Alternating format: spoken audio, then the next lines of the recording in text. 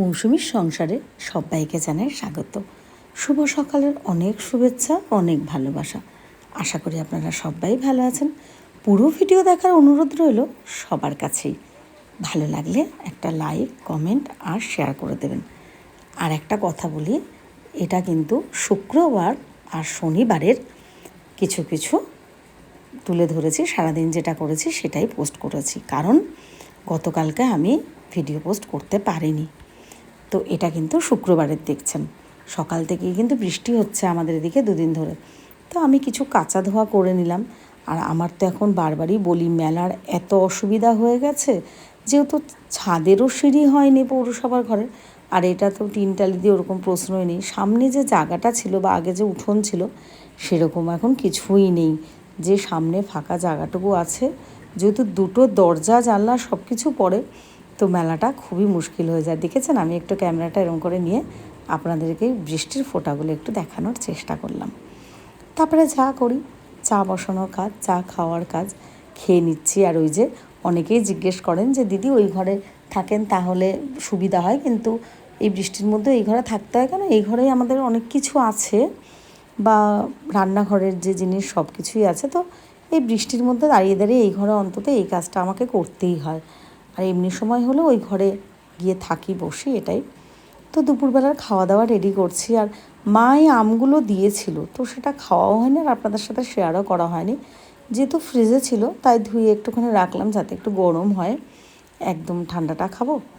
তো ওই জন্য আর একটু টমেটো, পেঁয়াজ এসব কেটে নিচ্ছি, খাবার রেডি করছি। আর এটা তো অনেক ভিডিওতেই দেখেছেন আপনারা যে আমি একটু টমেটো, কাঁচা পেঁয়াজ এসব কিন্তু খেতে ভালোবাসি।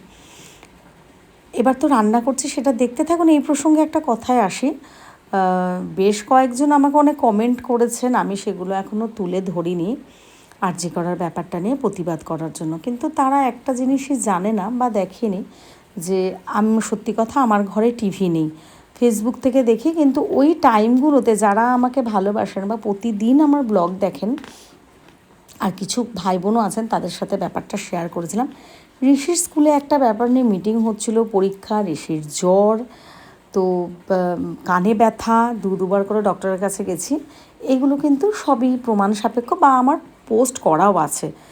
যে মহান ব্যক্তি বা মহিলারা আমাকে বলেছেন এই কথাগুলো, আমি প্রত্যেকটা স্ক্রিনশট বা এগুলো তাদেরকে প্রুফ হিসাবে দিতে পারি, যদিও সেটা প্রয়োজন মনে করছি না।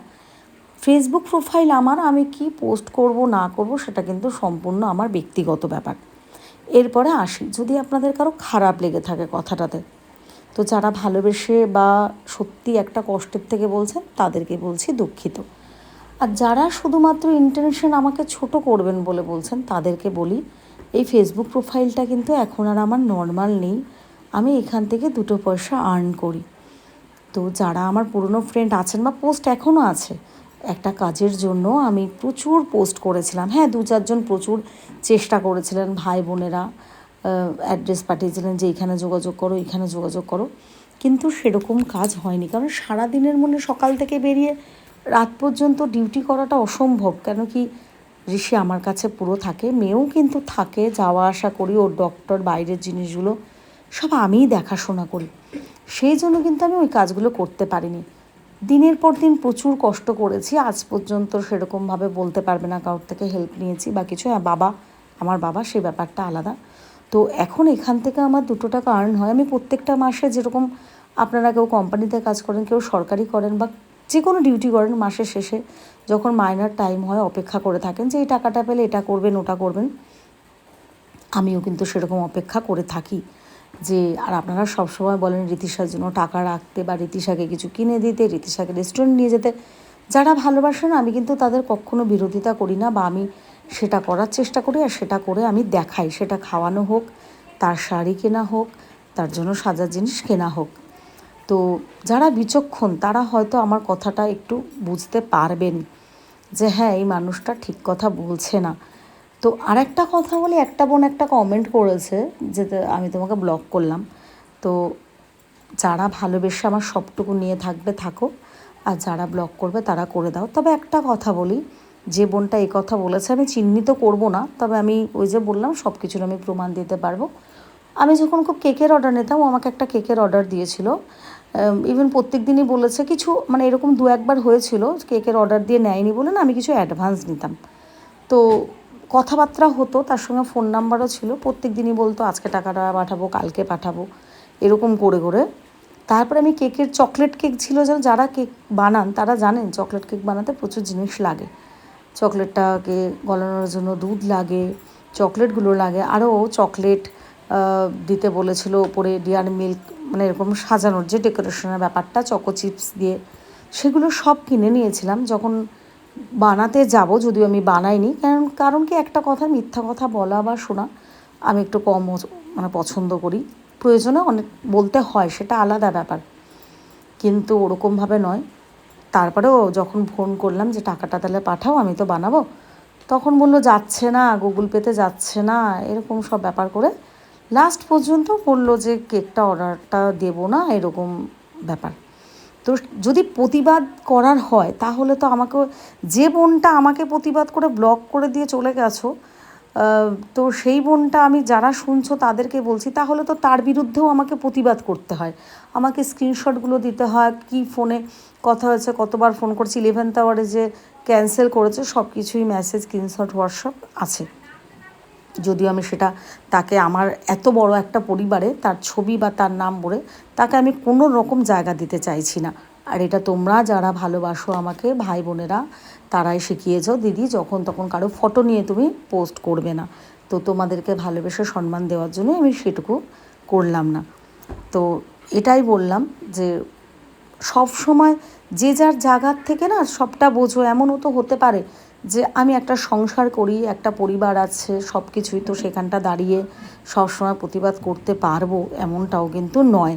আর আমি ওই যে বললাম স্পষ্ট কথা বলতে খুব ভালোবাসি, তাই বললাম। প্রথমে ব্যাপারটা আমি জানতেই পারিনি, কারণ আমার ঘরে টিভি নেই। আমি কদিন ফেসবুকও যে করছিলাম না, আমি ঋষির স্কুলে গিয়ে দাঁড়িয়ে একটা ছবি পোস্ট করেছিলাম যে তোমরা কেউ রাগ করো না, আমি কারো পোস্টে যেতে পারছি না, কারো পরিবারে খেতে যেতে পারছি না, মানে সবাই শুভ দুপুর দিয়ে সুন্দর সুন্দর রান্না পোস্ট করো। তো আমি ম্যাক্সিমাম কমেন্ট করি আমি আসছি কিন্তু রেডি করে রাখো।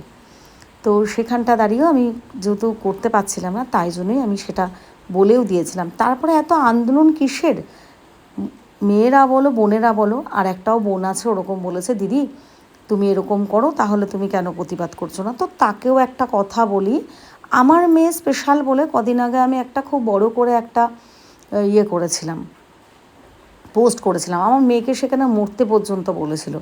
তো কোথায় সেখানে কজন প্রতিবাদ করেছিলেন? প্রতিবাদটা যদি শুরু হয় ঘরের থেকেই হোক, সাধারণভাবেই হোক, একটা স্পেশাল চাইল্ডের ক্ষেত্রে হোক, প্রতিবাদটা তো প্রতিবাদ, নাকি একটা বড় অঘটন ঘটে যাওয়া বা ক্ষতি হয়ে যাওয়া তারপরে প্রতিবাদের ঝড় উঠবে? আমি এতে বিশ্বাসী নই। প্রথম থেকে শুরু করো, ঘর থেকে শুরু করো, সব কিছুতে শুরু করো। যারা ফেসবুক আছো, এত বড় পরিবার, তারা শুরু করো। আমি তার মানেই কিন্তু বলছি না লাইক কমেন্ট শেয়ার করো, একদমই না। যারা শুধু আমাকে এরকম বলেছো 3-4 জন, হ্যাঁ যদি কেউ দেখতে চাও আমি স্ক্রিনশট দিতে পারি, তাদেরকে অবশ্যই আমি কেটে দেবো। তাদেরকে আমার পরিবারে আমি ভাইরাল করতে একেবারেই চাইছি না। আমার কথাগুলো ভুল না ঠিক, প্লিজ এই ভিডিওটা সবাই দেখো। আর একটু আমি ভুল বললাম না ঠিক বললাম আমাকে জানিও। আর যারা পাশে থাকো, রীতিশাকে কিছু বলুক বা আমার পোস্টে, যে কোনো পোস্টেই কিছু বলুক বাজে কথা, যারা প্রতিবাদ করো তাদেরকে, বা এটা আমাকে শান্ত করো, আমাকে ভালোবাসো, আমার পাশে থাকো, সবাইকে জানাই অনেক ধন্যবাদ, অনেক ভালোবাসা। সবাই ভালো থেকো, সুস্থ থেকো, এইভাবেই আমাদের পাশে থেকো। আর আমার ইউটিউব চ্যানেল মৌসুমীর সংসার যারা এখনও সাবস্ক্রাইব করোনি, সাবস্ক্রাইব করে দিও। আর আমার ফেসবুক প্রোফাইল মৌসুমী বড়াল ঘোষ যারা এখনও ফলো করোনি, তারা প্লিজ প্লিজ ফলো করে দিও। আজকে এই কথাগুলো না বলে পারছিলাম না, কারণ প্রতিটা দিন প্রতিটা মুহূর্ত রীতিমতো আমাকে অত্যাচার করা হচ্ছে বা এরকম কমেন্ট করা হচ্ছে, নিতে পারছিলাম না, তাই বলে ফেললাম। কেউ কিছু ভুল বোঝো না, রাগ করো না। আর পুরো ভিডিও দেখে যদি মনে হয় আমি ঠিক, একটা কমেন্ট করো। সবাই ভালো